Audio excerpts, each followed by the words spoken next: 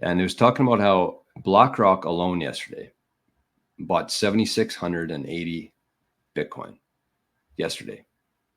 7,600 Bitcoin. 450 Bitcoin were mined during that day. And the price went down. Can you tell me, and I know it's my show here and I'm supposed to be the one telling you, but can you tell me how that makes any fucking sense?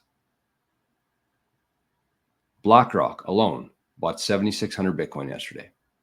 450 Bitcoin were mined. Where's the Bitcoin coming from? Who's selling BlackRock the Bitcoin? And how does the price go down there? That makes absolutely no sense. So what is that? That'd be like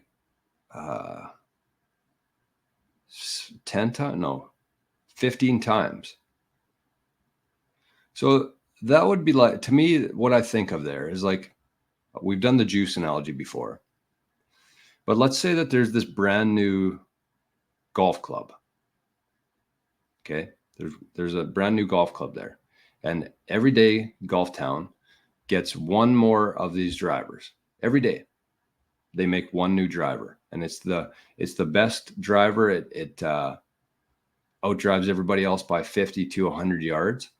So they make one of these drivers every day. It's known to be the greatest driver, the most important technology in golf history. So they make one of these drivers available every single morning at Golf Town. So there's the one driver in there for $1,000, and every day one person gets to go in there and buy the driver. So outside there's a lineup. There's a lineup of 17 people waiting for this every day. But instead of the price going up because there's so much demand for it, the 17 turns into 20 and then 25, and then the lineup keeps going, similar to this ratio here. But instead of the price going up because there's so much demand for it, they could charge whatever they want. And maybe some people will drop out of the line because it's too expensive for them. But there's 17 to 1 supply to demand right now with Bitcoin and with this driver. So instead of the price going up, instead of Golf Town charging more for this driver, they actually drop the price. So that's kind of what's happening right now in Bitcoin. It makes zero sense to me how this is still happening, how they're still getting away with this. I understand why they are.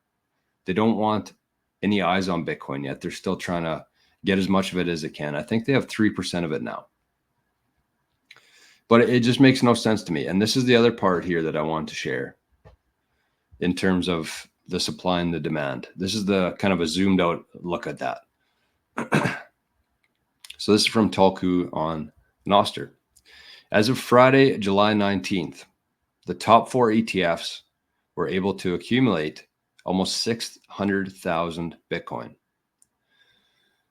which is 2.85% of the total supply and 3.03% of the mine supply, and probably 5% or more if you consider the lost Bitcoin. They also bought 35,000 Bitcoin in the last 2 weeks, which is 79 days worth of mining. I mean, okay, I don't really understand that graphic there. Maybe I'm missing something. Probably am. Yeah, there you go. So there's the ETFs, a kind of a look at what they've been accumulating there. So we got 327,000 to BlackRock. That's the top one. 180,000 to Fidelity. They've kind of, well, they flatlined for a while, but ARK Invest and Bitwise have definitely flatlined. But look at BlackRock. So that's in the last, what did they say? 2 weeks. Okay. So they bought 35,000 in the last 2 weeks, which is 79 days worth of mining. So 14 days worth of Bitcoin. And it takes 79 days to mine that Bitcoin. And that's just these top 4 ETFs.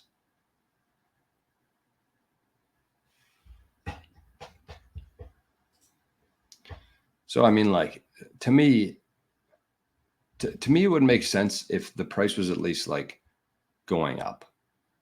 And I mean, those ratios alone in terms of like the 7,600 yesterday, bought by BlackRock, 450 mined. And then the 35,000 Bitcoin bought in the last 2 weeks, 79 days worth of mining. Like those two things alone suggest that this thing should be going straight up right now. And it really doesn't make any sense to me that it's not. But as we've talked about before, they're going to run out of things that they can use. They're going to run out of tools, bullets, and everything here. And we just have to sit back and enjoy it. Silver Fox uses Damus. Steven uses Primal on Android. Adrian uses Primal as well. And just going back to the ETFs here and everything happening, it's coiling a spring. That's exactly what's happening here. And the more it coils, the more it's going to uncoil. Cold Deck says over the counter and directly from miners is what I've seen people talking about, which makes sense. That makes sense. But at some point, the over the counters are going to run out and the miners will not be able to keep up to that demand. It's just a matter of when at this point. Noah says maybe price went down because of the cash and carry trade. In other words, using futures to suppress the price. Yeah, they definitely do that. And that's an unfortunate part about the Bitcoin ETF, the futures, is that they can just keep pushing that down. And then the market kind of reacts in a way that they think that the price is going to go down, not considering anything else that's happening. It's literally the most simple economic formula out there, supply and demand. There is a demand of 35,000 in 2 weeks, 35,000 and 79 days worth of mining. What's that? So we're there already. And it's the same as this. The BlackRock 7,600 bought by BlackRock yesterday. That's the demand. The 450 new Bitcoin mined is the supply. Like this, you don't have to worry about the futures. You don't have to worry about anything else going on outside of these ETFs. That alone should skyrocket the price. It should. In a normal free market, that would absolutely skyrocket the price. But we don't live in that world, unfortunately.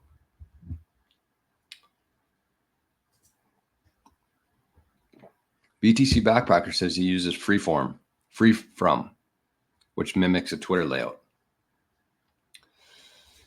KM Ryan says someone absorbed Germany selling and they're profiting now. To me, it looked like the majority of Germany's Bitcoins went directly into BlackRock. And these countries, man, they're in some serious trouble. They are. I don't know if they're aware of it. I think that they are. I think that there's more here than we know about in terms of what's going on behind the scenes. And I've heard a couple people talking about this in the past, but kind of what's happening right now is the power, the influence, and the everything shifting from a government world to a corporate world in terms of the big tech, the AI stuff. But I mean, even if you think a little bit further into it, like the US is a corporation now, or it was. There's rumors that it has been dissolved. I don't know what to believe and what not to believe there. But the US itself, the country of the United States, is actually a corporation, which is wild because when we're growing up, we're not told that the government is a company. We're told that the government, you assume, is a not-for-profit. They take in money for taxes. They use it to give back to society. They don't take anything there. They're a not-for-profit. But the reality is that the countries are corporations. But anyways, they're actually shifting to the government, the country, nation states, into the BlackRocks of the world. So I think that there's something happening like that. I'm kind of subscribed to that theory as well. A lot of weirdness, anyways. What else did I want to talk about today? I just had Kamala on here, but I think we'll skip that for today. There is not a more. Oh man, there's like 3 people on this earth that I just cannot look at or listen to speak. Kamala Harris is one, and Justin Trudeau is another one. And if you look at where Kamala came from, I know there's been a video surfacing in the last couple of days of her with Montel Williams. Apparently she liked hanging out at P. Diddy's parties as well. But I mean, the thing you have to keep in mind here with politicians and how this whole system works is that you don't get to the top by being successful. You get to the top by either being blackmailed or failing. If you look at the government leaders in the US and Canada, none of them are intelligent. None of them have accomplished anything in life. They have just done horrific things. They've been blackmailed. And I probably shouldn't be having this conversation on YouTube, but it's the reality of things. And Kamala is no exception to that. She's the dumbest person on the planet.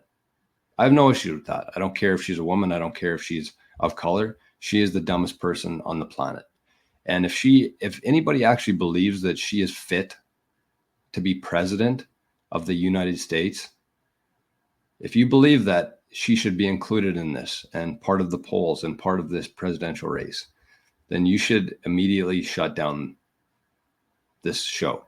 Close it. Don't ever think of me again. But it's nuts. It's just nuts that we just kind of normalize things that are so insane. And Chrystia Freeland is number 3 for me. So Kamala, Trudeau, Freeland.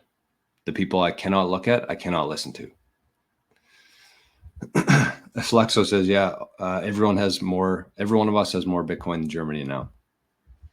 I saw that they have like 700,000 sats that people just sent into them. So yes, if you got 1 million sats, you're richer than the country of Germany. What else did I want to show here? Oh, this was actually pretty wild as well. This is a short clip from 1 minute long. We'll watch this.